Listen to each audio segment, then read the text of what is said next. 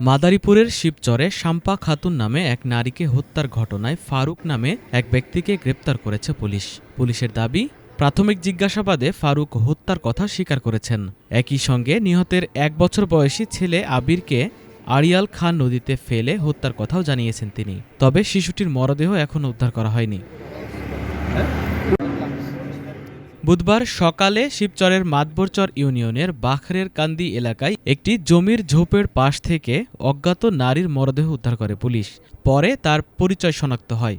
নিহত শাম্পা নাটোরের লালপুর উপজেলার আট্রিকা গ্রামের ছামরুল ইসলামের মেয়ে। প্রায় ৩ বছর আগে মাদারীপুরের বড় মেহের এলাকার শাহাবুদ্দিন হাওলাদারের সঙ্গে তার বিয়ে হয়। পুলিশ সূত্রে জানা যায়, একটি মামলা সংক্রান্ত ঘটনায় শাম্পার স্বামী কারাগারে থাকাকালে মাদারীপুর আদালতে ফারুকের সঙ্গে শাম্পার পরিচয় হয়। সেই পরিচয়ের সূত্র ধরে ফারুক নিজের বাসা শিবচরের বাখরের কান্দি এলাকায় নিয়ে এসে ধর্ষণ শেষে হত্যা করে পরিত্যক্ত একটি স্থানে লাশ ফেলে রাখে।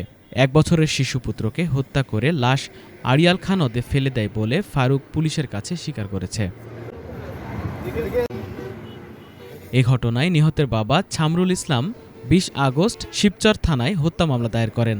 এরপর পুলিশ ও র‍্যাব ৮ তথ্য প্রযুক্তির সহায়তায় অভিযান চালিয়ে রাজৈর থেকে বৃহস্পতিবার রাতে ফারুককে গ্রেপ্তার করে। পুলিশ জানায়, ফারুকের বাসা থেকে নিহতের স্বর্ণের নাকফুল, রূপার গলার চেইন, একজোড়া জুতা ও পোড়ানো অবস্থায় ওড়না উদ্ধার করা হয়েছে। কয়েক মাস আগে গাড়ি চুরির অভিযোগেও তাকে শিবচর থেকে গ্রেপ্তার করা হয়েছিল।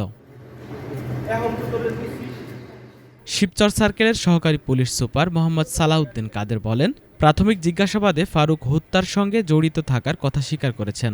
শিশুটির মরদেহ উদ্ধারে অভিযান চলছে। হত্যার সঙ্গে অন্য কেউ জড়িত কি না তা তদন্ত করে দেখা হচ্ছে।